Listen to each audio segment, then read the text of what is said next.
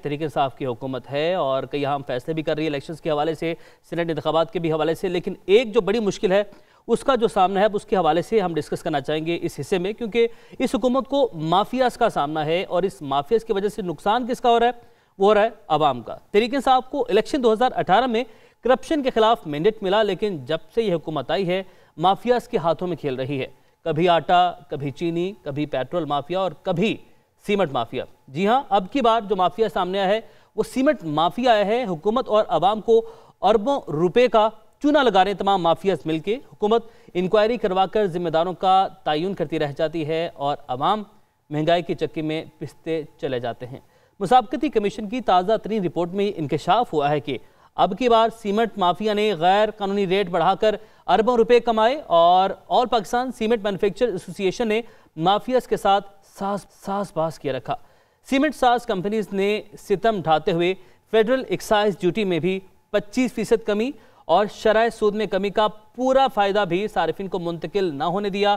यह फायदा भी उन्होंने खुद को पहुंचाया कि जब आलमी सतह पर पेट्रोलियम मसनूआत सस्ती और रुपए की कदर गिरने से पैदावारी लागत में नुमाया कमी हो चुकी थी, उस वक्त सीमेंट साज कंपनीज ने 45 से 55 रुपए फी बोरी गैर कानूनी तौर पर महंगी की और सीमेंट महंगा हुआ, जिससे कंस्ट्रक्शन कास्ट जो है वो बढ़ गई।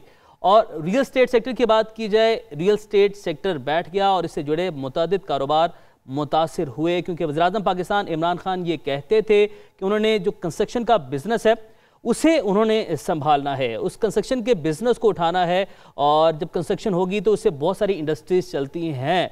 लेकिन इस सब के बाद क्या हुआ? मामला जो है वो वहीं का अब वहीं खड़ा है हुकूमत के एक्शन के बाद भी। जहां आटा, चीनी, पेट्रोल माफियाज की रिपोर्ट आने के बाद यह था कि हुकूमत अब करेगी क्या, इन माफियाज के खिलाफ एक्शन होगा। एक्शन लिया गया तो क्या हल्के फुल्के जुर्माने होंगे या सख्त सजाएं देकर किसी को निशान इबरत भी बनाया जाएगा? तो खदशा यही है कि हुकूमती वज़रा इस रिपोर्ट पर भी मज़म्मती बयानात दागेंगे और अपोजिशन को जिम्मेदार ठहरा कर खुद को इससे अलग रखने की कोशिश करेंगे।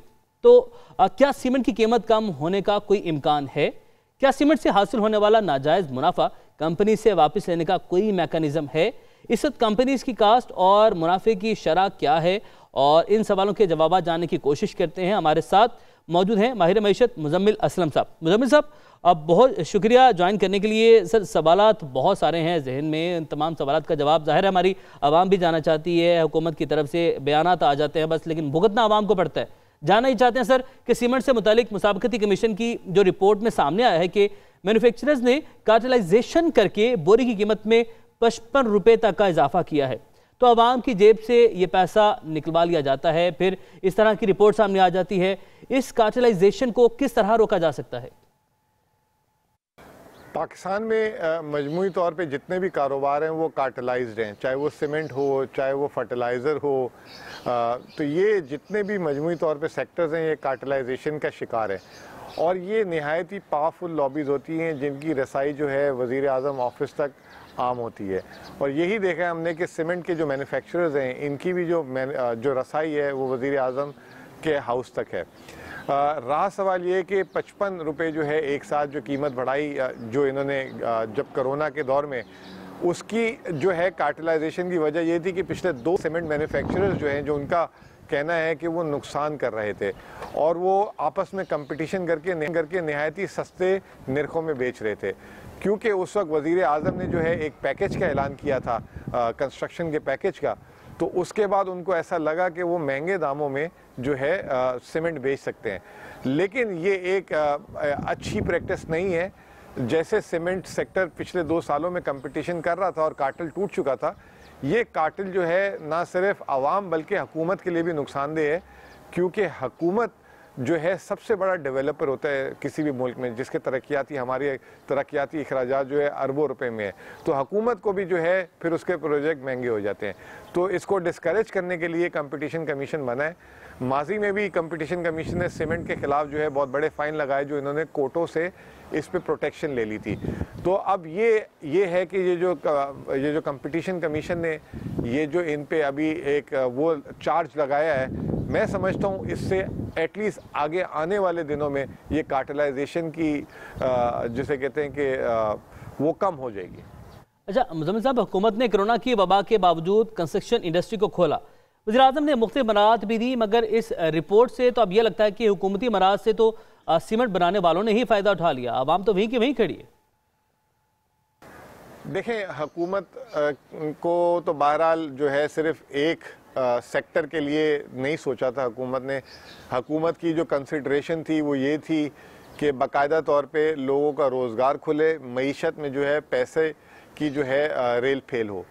अब उसमें जो है आपको पता है कुछ अनासर और कुछ लोग हमेशा फ़ायदा उठाते हैं, चाहे वो कोई भी चीज़ हो। अब हुकूमत का काम ये बनता है सबसे पहले ये कि इनको प्रोटेक्शन ना दें, और अगर कोई प्रोटेक्शन है, जैसे बाहर से अगर ये अभी भी कीमतें बढ़ा रहे हैं तो बाहर से इंपोर्ट भी खोली जा सकती है, और उसकी ड्यूटी इस तरह रखें कि इनको खुद मजबूरन जो है कीमत नीचे करनी पड़ जाए। और दूसरा, इसके अलावा हुकूमत के पास कोई हल नहीं है।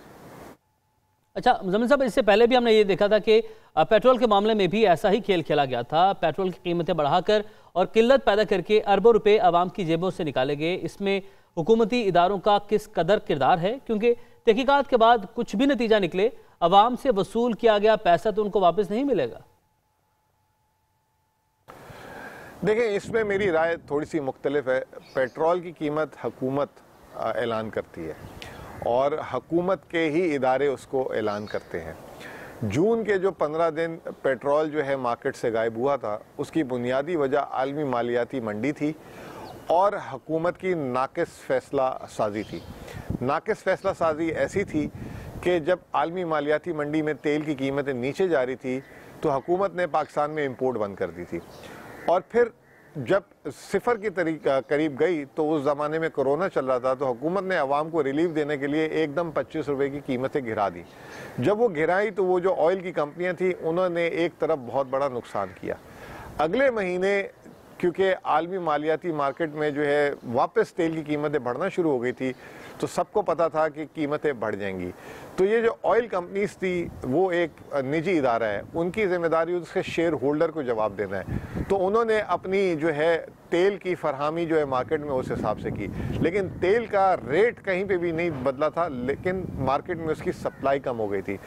तो इसमें जो लुबे लबाब ये है कि अगर हुकूमत अपने हाथ में कीमतों का और इसका कि कितना माल मंगाना है फैसला साजी रखेगी तो उसमें उतार चढ़ाव आएगा, क्योंकि हुकूमत के फैसले जो हैं वो प्रॉम्प्ट नहीं होते, वो जो है टाइम लेते हैं उसमें, और जब वो टाइम लेते हैं तो उस वक्त तक जो है अगर कीमत नीचे आई है तो वो कीमत नीचे से आके ऊपर आ जाती है।